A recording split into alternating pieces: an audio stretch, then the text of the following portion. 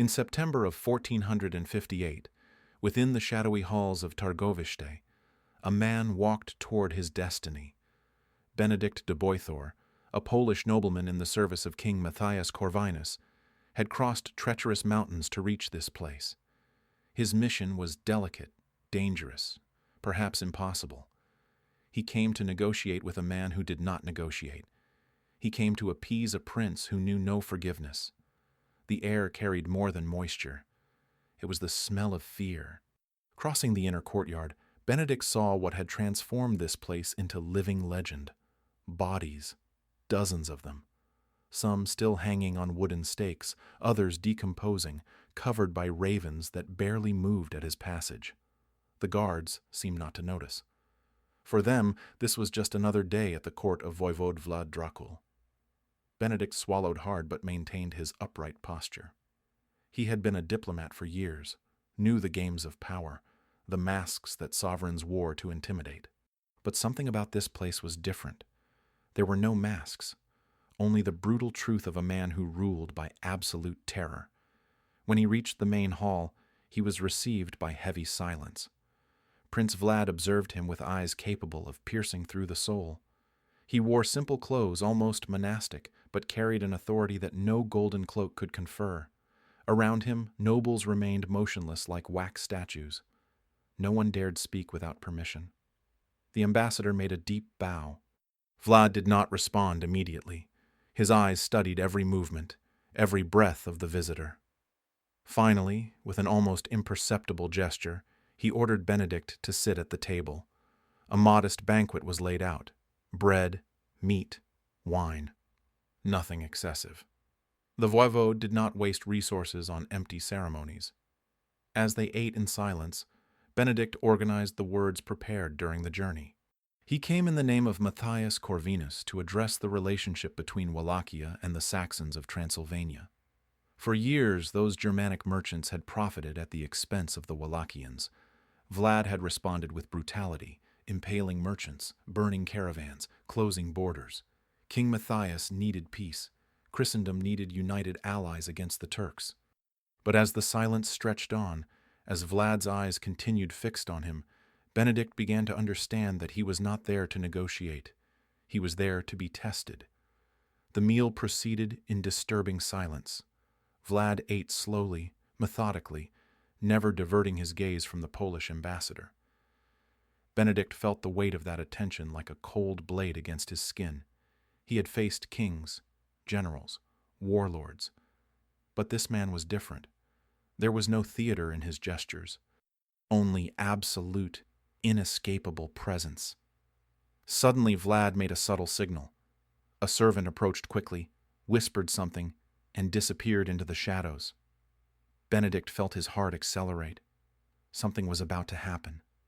His hand moved instinctively toward the hidden dagger, but he restrained it. One wrong move there would mean instant death. The servant returned carrying something wrapped in dark cloth. His steps were quick, almost desperate. When he reached the table, he deposited the object with a dull thud next to Benedict. The cloth was removed, revealing a stake. Enormous, massive, hand-worked with cruel precision. The tip was sharpened like a blade, stained with dried blood. The smell of iron and death rose like a ghost from the past. Benedict froze. This was not a veiled threat. It was an explicit, brutal, direct warning. The entire hall held its breath. The nobles looked down. The guards tightened their grip on their sword hilts. And Vlad remained motionless, observing the reaction with the coldness of a hunter before cornered prey. Finally, the voivode spoke. His voice was low, grave, devoid of emotion. "Tell me, ambassador, for what reason do you believe I had this stake placed upon the table?" The question hung in the air like a death sentence. Benedict knew that his answer would determine whether he would leave that hall alive. He could not show fear. Fear was weakness, and weakness was death. He needed an answer that demonstrated respect without subservience, courage without arrogance. The seconds seemed like hours. The silence was deafening. Finally, Benedict found the words. "It seems to me, Your Grace, that some man of great nobility has committed a grave offense in your eyes. As such, you wish to punish him with a death more honorable than any commoner would deserve." His voice came out firm, controlled. He kept his gaze fixed on Vlad, without looking away, without blinking. It was a deadly game of chess, and Benedict had just made his move. Vlad did not respond immediately. His face remained inscrutable, but something changed in his eyes. A flash of interest, perhaps. The prince leaned slightly forward, and when he spoke again, his words fell like sentences. "Indeed, you are correct. You are a royal ambassador of a great king. Therefore I have made this stake. For you." The world collapsed upon Benedict. This had never been about the Saxons, about trade, about alliances. It was about power, about reminding everyone who really commanded here. Benedict had just realized he was playing a game whose rules only Vlad knew. Time seemed to freeze. Benedict de Boythor stood before his own death, materialized in the form of a blood-stained stake upon the table. All the years of diplomatic training, all the delicate negotiations, none of that mattered now. He was alone, surrounded by armed men, loyal to a prince who did not hesitate to impale even foreign nobles. But Benedict had not reached where he was by being a coward. He had served under the command of the legendary János Hunyadi, had witnessed battles where death lurked at every instant. He knew the smell of fear, and knew that showing it would be fatal. Vlad did not respect pleas. He respected strength, courage, brutal truth. The ambassador took a deep breath and found a strange calm within himself. If he was going to die there, at least he would die with dignity. He looked directly into Vlad Dracula's eyes and spoke with a serenity that surprised even himself. "My lord, if you judge that I have committed a grave crime against you, do what you deem just. You are an impartial judge, and should I die, you will not be the one to blame. The blame is mine, and mine alone." The silence that followed was absolute. Not even the crackling of torches dared break that moment. The nobles in the hall had stopped breathing, and Vlad remained motionless, his eyes penetrating layers of human masks until reaching something deeper. He was evaluating not just the words, but the soul of the man before him. Benedict kept his gaze steady. He did not look away, did not plead, did not beg for mercy. He accepted his fate with the dignity that a knight accepts his last battle. And it was this acceptance, this surrender without cowardice, that changed everything. Suddenly, something unexpected happened. Vlad began to laugh. It was not a cruel or mocking laugh. It was genuine, almost liberating, as if something within him had been touched by those words. He rose slowly, took the stake with his own hands, and moved it away from the table. The sound of wood being dragged echoed through the hall like a decree of life. In a sudden gesture, the prince ordered servants to bring gifts. Coffers were opened, fine fabrics unrolled, gleaming jewels presented.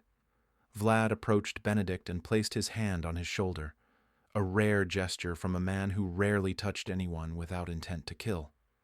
"Had you not used those words, my good lord, you would have ended up dead upon this stake. You are truly worthy of being an ambassador of great rulers, for you have mastered the art of speaking to great rulers. Other ambassadors should not even dare to do this, not until they have learned the art of speaking to royalty as you have." Benedict accepted the gifts with a mixture of relief and bewilderment. He had just survived the most brutal test of his career. But as the servants carried coffers and fabrics, as Vlad returned to his throne with an enigmatic smile, the ambassador understood something fundamental. Vlad Tepes was not mad. He was not a bloodthirsty monster without reason. He was a ruthless strategist who used terror as a political tool. Every impalement, every execution, every act of cruelty served a greater purpose, to maintain absolute control over a kingdom constantly threatened. Benedict de Boythor would leave Târgoviște days later, carrying gifts and a story he would tell for the rest of his life. But something troubled him. Why had Vlad really spared him? Had it been just for the right words, or was there something deeper? The following days revealed to Benedict a side of Vlad Dracul that few foreigners witnessed. The prince was not just the brutal tyrant of Germanic legends. He was also a meticulous administrator, an implacable legislator, and above all a fierce patriot who saw Wallachia as an only child threatened on all sides. During the meetings, Vlad exposed his vision with icy clarity. The Saxons of Transylvania were not mere merchants. They were agents of foreign powers who manipulated prices, smuggled weapons to enemies, and conspired with traitorous boyars. They had supported Dan III, providing troops and resources to attempt to overthrow him. They had repeatedly violated commercial treaties. Benedict listened attentively as Vlad presented documents, intercepted letters, testimonies from harmed Wallachian merchants. These were not empty accusations. Every word was supported by concrete evidence. The ambassador began to understand that the conflict was not just about wounded pride. It was a matter of national survival. But there was something more. Vlad spoke of the Saxons with a rancor that went beyond politics. There was personal history. His father, Vlad Dracul, had been assassinated with the support of Saxon factions. His brother Mircea, buried alive by traitorous boyars linked to Germanic merchants. This was not a territorial dispute. It was a generational vendetta. Young King Matthias Corvinus, in his distant palace in Buda, did not understand these nuances. For him, it was about maintaining peace among subjects to focus on the true threat, the Ottoman Turks. He saw the Saxons as valuable taxpayers. He did not see that those same merchants were systematically undermining the authority of the Wallachian voivode. Benedict found himself in an impossible position. His king expected him to bring Vlad to reason, to convince him to lower his weapons, to reopen trade routes. But the more time he spent at the court, the more he realized that this was impossible. Vlad would not back down, because backing down meant showing weakness, and in a kingdom where traitors lurked in every shadow, demonstrating weakness was signing one's own death sentence. During a private dinner, Vlad made a surprising revelation. He himself had suffered at the hands of the Turks as a child. At 13 years old, he had been delivered as a hostage to Sultan Murad, along with his brother Radu. He had spent years in Ottoman dungeons, being tortured, humiliated, forged into something different. While Radu adapted, Vlad developed a visceral hatred for everything the Turks represented. The Saxons, in his view, were no different. They were another form of invader, more subtle perhaps, using coins instead of swords, but equally destructive. And he had sworn that he would never again allow foreigners to control the fate of his people. Benedict listened in silence. He began to understand that he was not negotiating with an irrational tyrant. He was facing a deeply traumatized man who had transformed his pain into iron determination. A man who had chosen terror as the only language because it was the only language his enemies understood. But this understanding brought a disturbing question.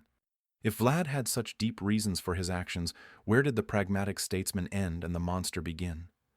And more importantly, would Benedict be able to return to Buda and explain to young King Matthias that the man he saw as an obstacle was, in fact, the last bastion against chaos?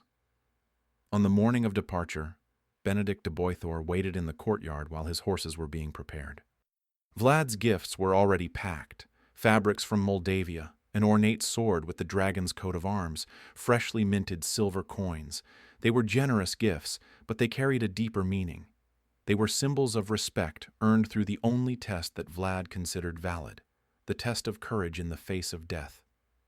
While he waited, Benedict observed the movement of the fortress. Guards patrolled the walls with military discipline. Servants worked in efficient silence. Local nobles crossed the courtyard bowed in automatic reverence. Everything functioned like a perfectly oiled machine. There was not the expected chaos in a kingdom governed by terror. There was order. Absolute order, imposed with an iron fist, but order. Vlad appeared suddenly without pomp. He wore simple traveling clothes. He approached Benedict and, for the first time, spoke without calculated coldness. There was something almost human in his voice. "You will tell King Matthias that I understand his concerns. You will tell him that I value his friendship and his vision for Christendom. But you will also tell him that Wallachia will no longer be hostage to merchants who profit from our misery. The Saxons will respect our laws or face our stakes. There is no middle ground." Benedict nodded. He knew that this message would not please Matthias, but he also knew he could not alter it. Vlad would know if he did. Somehow, he would always know. The prince continued, and something in his tone changed. It became almost melancholic. When you were younger, Ambassador, did you believe that justice and goodness would naturally prevail? That good men would be rewarded and evil men punished? The question caught Benedict off guard. He hesitated, then nodded slowly. Vlad smiled sadly. I also believed that. Then I learned that the world does not work that way. The world respects only force. The Turks did not respect my father until he stuck swords in their throats. The boyars did not respect me until I impaled 500 of them in a single night. And the Saxons will not respect me until they see their caravans burning. It is a bitter lesson, but necessary. Benedict wanted to respond, wanted to argue that there must be another way. But the words died in his throat. Because deep down, he knew that Vlad was right. In a world where sultans commanded immense armies, where kings betrayed allies without hesitation, where the only universally understood language was violence, perhaps kindness was truly a luxury that few could afford. The ambassador mounted his horse. The guards opened the gates. As he rode out of Târgoviște, Benedict looked back one last time. Vlad remained in the courtyard, motionless, watching. There were no farewell waves. Only that penetrating gaze that seemed to carry the weight of all the impossible choices a ruler had to make. The journey back would take weeks. During all that time, Benedict would carry not just the gifts, but also the memory of that brutal test, and a question he would never be able to answer. In the end, who really was Vlad Tepes? A monster who had found justifications for his atrocities? Or a man forced by circumstances to become monstrous to protect what he loved? Perhaps the truth was more disturbing. Perhaps Vlad was both. And perhaps in the brutal world of the 15th century, monsters were exactly what was needed to survive. What Benedict did not know was that his visit marked only the beginning. In the following years, Vlad would redouble his attacks on the Saxons, and Matthias Corvinus, frustrated, would eventually turn against him. But that is a story for another day. The months following Benedict de Boythor's departure brought to Wallachia a tense silence, like the calm before the storm. At the palace of Buda, young King Matthias Corvinus received the ambassador's report with growing frustration. The words were diplomatic, carefully chosen, but the message was clear. Vlad Tepes would not back down. There would be no reconciliation with the Saxons. There would be no concessions. Matthias expected obedience. He was young, only 17 years old, but carried the weight of a legendary military dynasty. His father, János Hunyadi, had been the hammer of the Turks, the hero of Christendom. Matthias had inherited not just the throne, but also the expectation of continuing that legacy. And for that, he needed reliable allies, not independent princes who defied his orders. But there was something that Benedict had not included in his official report, but had whispered in private conversations with the counselors. The ambassador had seen something in Vlad's eyes that had deeply disturbed him. It was not madness, as the Germanic pamphlets suggested. It was clarity, a terrifying clarity. Vlad knew exactly what he was doing. Every impalement, every execution was calculated, planned, executed with surgical precision. He did not govern by chaos. He governed by systematic terror. And that made everything more dangerous. A madman could be controlled, isolated, deposed. But a strategist who used fear as an instrument of state? That was a much more complex adversary. While Matthias pondered his next moves, Vlad was already acting. In October of 1458, just weeks after Benedict's departure, the Wallachian prince issued a decree that reverberated throughout Transylvania like thunder. He completely closed trade routes for merchants from Sibiu and Brașov, the two most powerful Saxon cities in the region. More than that, he established that only 3 cities could receive foreign merchants, with taxes tripled. Wallachian merchants, on the other hand, were completely exempted. They could circulate freely, trade without fees, establish businesses wherever they wanted. The message was unmistakable. Vlad was building a national economy based on strengthening his own people, at the direct expense of foreigners. The Saxons reacted with indignation. Furious letters were sent to Buda. The burghers of Brașov threatened to interrupt the supply of weapons to Hungary. But Vlad remained impassive. He not only ignored the complaints, but intensified the pressure. In November of the same year, something extraordinary happened. Vlad ordered the minting of a new silver coin, the Wallachian ducat, and established his mint in the newly elevated capital, Bucharest. It was a symbolically devastating move. For centuries, the Wallachian economy had depended on foreign currencies. Now, for the first time in generations, Wallachia had its own sovereign currency. But there was something that neither Matthias, nor the Saxons, nor even Benedict completely understood at that moment. Vlad was not just fighting an economic war. He was waging something much deeper, a war for memory. He remembered with painful clarity how his father had been betrayed, how the boyars, financed by Saxon gold, conspired to overthrow him, how his brother Mircea had been buried alive while Germanic merchants counted their coins in the shadows. This was not politics. It was generational revenge, and Vlad had all eternity ahead of him to execute it. The winter of 1458 to 59 was particularly harsh in the Carpathians. Snow covered the roads, transforming villages into isolated islands. But even so, messengers crossed the mountains, carrying news that would make any diplomat's blood freeze. Vlad was not just closing trade routes. He was beginning to execute Saxons. The first documented incident occurred in December. A caravan of merchants from Brașov, trying to circumvent the blockades through secondary routes, was intercepted near the border. Vlad's guards did not arrest the merchants. They did not find them. They did not deport them. They did exactly what their lord had ordered. They impaled all 32 men along the main road, leaving their bodies as living warnings. But what most shocked the European courts was not the brutality itself. It was the methodology. Witnesses reported that Vlad had personally supervised the execution, not with sadism, but with the clinical efficiency of a surgeon. He checked each stake, ensuring it was rounded at the tip to prolong suffering and maximize psychological impact. He timed the intervals between executions, and when everything was finished, he ordered that the bodies remain there for weeks. It was not random cruelty. It was terror as state policy. In Buda, Matthias Corvinus faced growing pressure. The Saxons were important taxpayers to the royal treasury. Their craftsman guilds provided weapons, armor, essential tools for the Hungarian army. Losing their support would be disastrous, especially with the Turks always lurking. The young king needed to act. In January of 1459, Matthias made a decision that would change everything. He issued a decree allowing Dan III, the pretender to the Wallachian throne, to seek refuge among the Transylvanian Saxons. More than that, he expressly prohibited merchants from Brașov from supplying weapons to Wallachia. It was a declaration of economic war. Matthias was openly supporting Vlad's enemies, financing a rival to the throne, cutting off Wallachia's access to armaments. The young king calculated that this would force the voivode to back down. But Matthias still did not completely understand the man he was dealing with. When the news reached Târgoviște, Vlad's counselors expected an explosion of fury.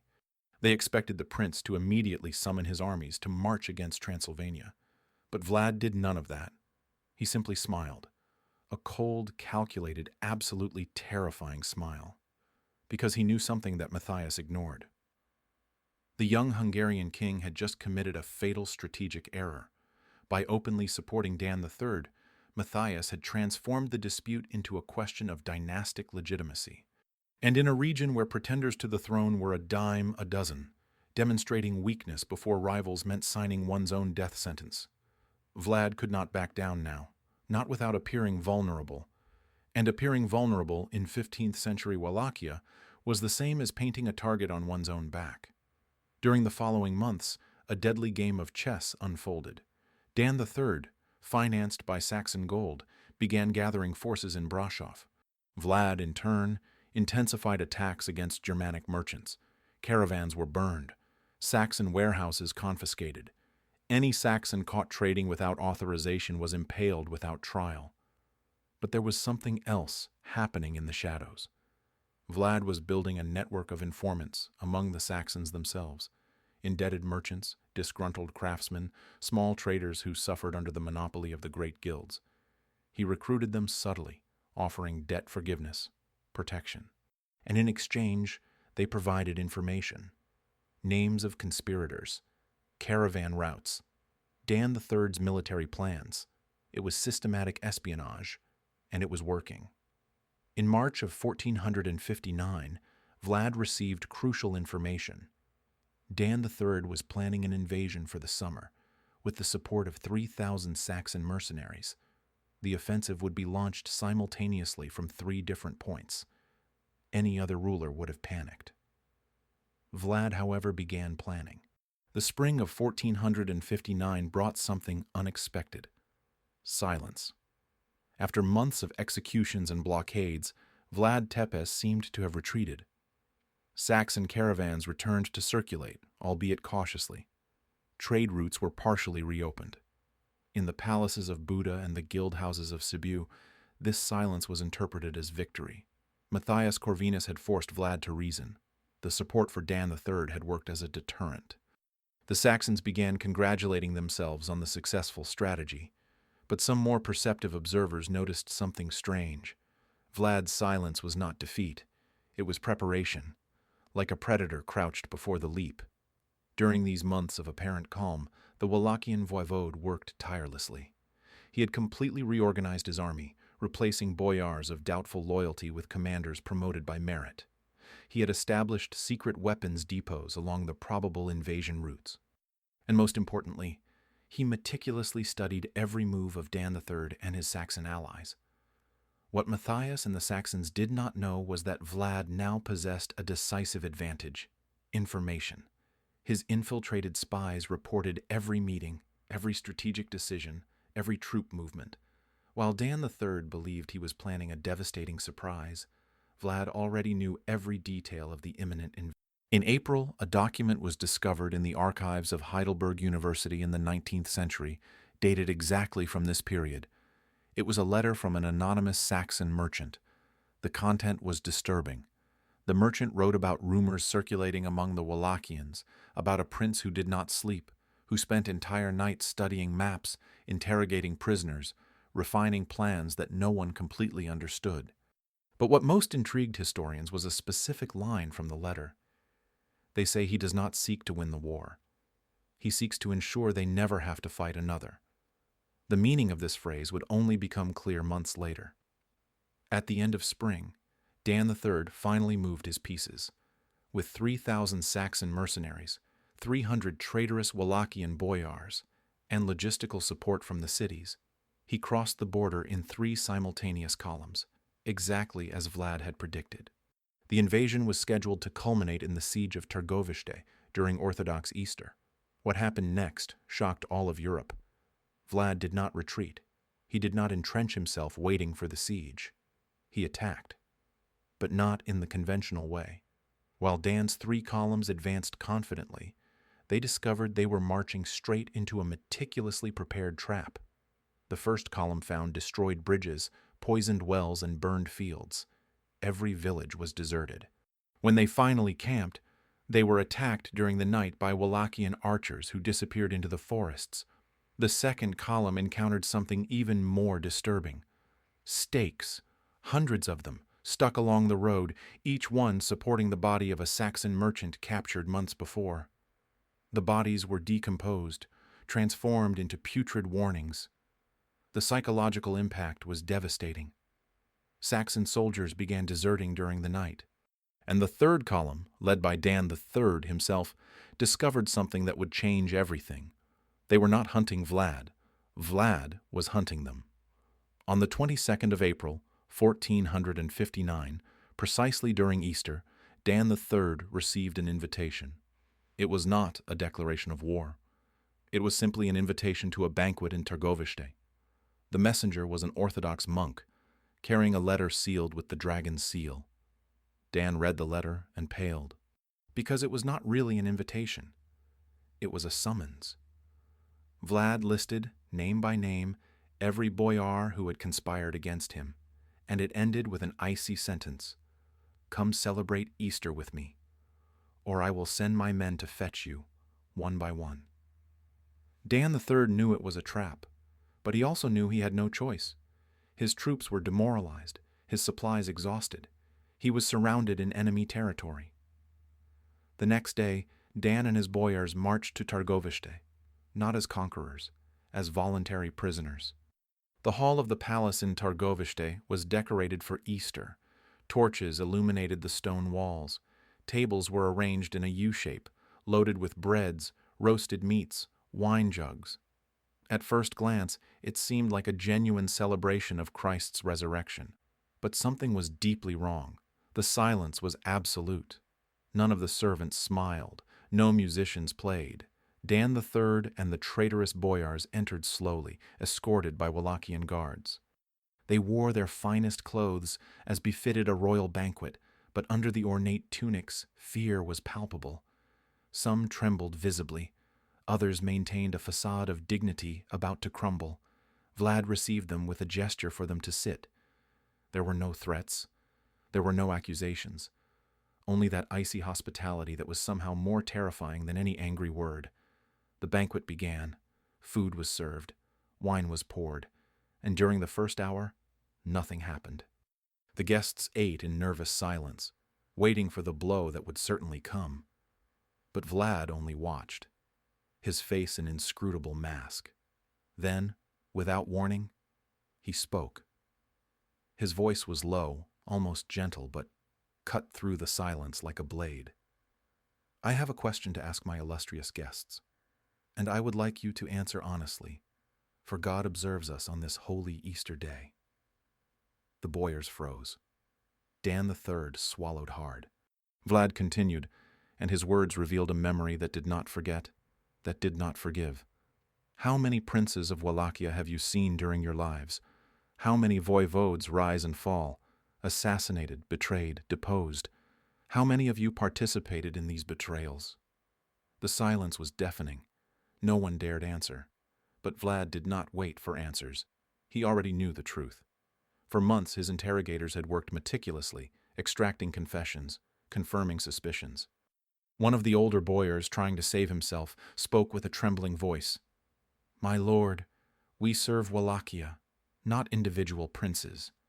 Our loyalty is to the land, not—" Vlad interrupted him with a look. "To the land? Or to your pockets filled with Saxon gold? To tradition? Or to your comfortable trade agreements that have bled our people for generations?" Then he stood. And what he said next would be engraved in medieval chronicles as one of the most devastating accusations in history.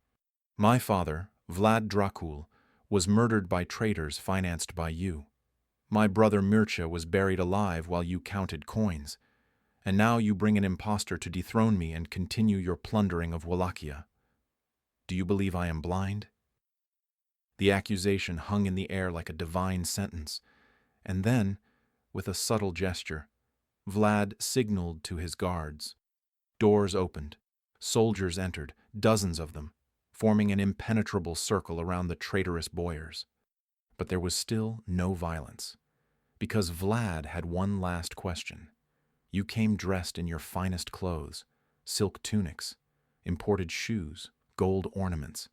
These clothes, how long do they last? A year? 2? No one answered. No one understood where he was going with this. Vlad smiled, but there was no joy in that smile, only cold certainty. I will give you an opportunity to prove your loyalty to Wallachia, an opportunity to build something that will last centuries, not just years, something that will protect our land against invaders. Then he revealed his plan. The boyars, all of them, would march immediately to the mountains of the Argeș River. There, in the ruins of an ancient fortification, they would build a fortress. Not just any fortress, but Poenari Castle, an impregnable bastion that would rise like a defiant finger pointing to the sky. And they would work until the task was complete, or until they died trying. The room erupted in protests. Some boyars shouted that they were nobles, that they could not be treated as slaves. Others begged for mercy. Dan III tried to argue that he deserved at least a formal trial. Vlad listened to everything in silence. Then he spoke one last time, and his words carried the weight of a final sentence. "You are nobles? Very well. Then you shall have the honor of building the dwelling of your legitimate prince. And as for you, Dan, you desire a trial? Your trial will be time. If you survive the construction, perhaps God will judge that you deserve to live. Count 2,197 characters." The boyars were led out of the hall still wearing their party clothes, silk and velvet that in a few hours would be torn, dirty, soaked with sweat and blood. They marched for 2 days until they reached the Argeș Valley, where ruins of an ancient fortification rose between vertiginous cliffs. It was a perfect strategic location, defensible, with visibility for miles, accessible only by a narrow path. But it was also hell to build. Work began immediately. Without adequate tools, without rest, without mercy, the boyars, accustomed to commanding peasants, were now forced to carry stones, mix mortar, excavate foundations. Their soft hands bled. Their backs broke under the weight. Their bare feet were cut by sharp rocks. Vlad was not physically present, but his will was executed with military precision by the guards. Anyone who stopped to rest was whipped. Anyone who complained received double the workload. And anyone who tried to escape was captured and impaled right there, his body left as a warning. For weeks, work continued without pause. Men began to die. First the oldest, whose hearts could not withstand the effort. Then the weakest, who collapsed from exhaustion and never got up again. The party clothes literally fell apart on their bodies, transforming into dirty rags. In Buda, Matthias Corvinus received fragmentary reports of what was happening. The details were confused, but one thing was clear. Vlad had transformed the elite of the Saxon opposition into slaves. Literally. The young king was in an impossible position. Intervening militarily meant open war with Wallachia, something he could not afford with the Turks lurking. But doing nothing meant abandoning his allies. Matthias chose a middle ground. He issued a formal statement condemning Vlad's actions, but did not send troops. It was empty diplomacy, and everyone knew it. The Saxons, in turn, learned a brutal lesson. Some had considered Vlad just another temperamental Balkan prince. Now they understood they had fundamentally underestimated their adversary. He was not temperamental. He was relentless. He could not be bought, and he certainly could not be intimidated. Months passed. Poenari Castle grew slowly, stone upon stone, built with the blood and suffering of traitors. At the beginning, there were 500 boyars working. At the end of 6 months, fewer than 200 remained. The others had died of exhaustion, disease, despair. Their bodies were thrown into the precipices around the fortress. And Dan III, the pretender to the throne who had arrived with an army of 3,000 men, he died in the 4th month, his body destroyed by slave labor. But Vlad did not allow him to be buried. He ordered that the body be preserved, mummified, and then decapitated in public ceremony when the castle was finally ready. The head was sent as a gift to the burghers of Brașov, accompanied by a simple message: "This is the fate of those who defy Wallachia." But there was something else happening, something that would only become clear to historians centuries later. Vlad was not just punishing traitors. He was systematically destroying the old boyar aristocracy, that class of nobles who for generations had manipulated princes, financed coups, kept Wallachia in constant instability.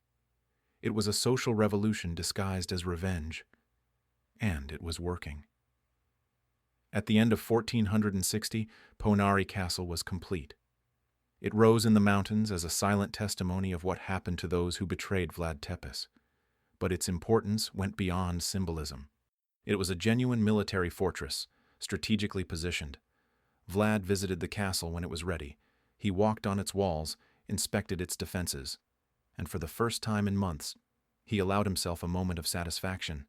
He had transformed traitors into builders, death into stone, treason into defense, and the world was beginning to understand. Vlad Dracul was not just another medieval prince. He was something different, something new. and if this story was silenced for centuries? Imagine how many other truths about medieval warlords are still waiting to be discovered. In the next chapter of Lost Legends, we will dive into the Nailed Turbans, where ambassadors from the Ottoman Empire arrive at Vlad's court, bringing demands from Sultan Mehmed II himself. Prepare to discover how a simple gesture of Turkish arrogance unleashed one of the most brutal responses in medieval history, because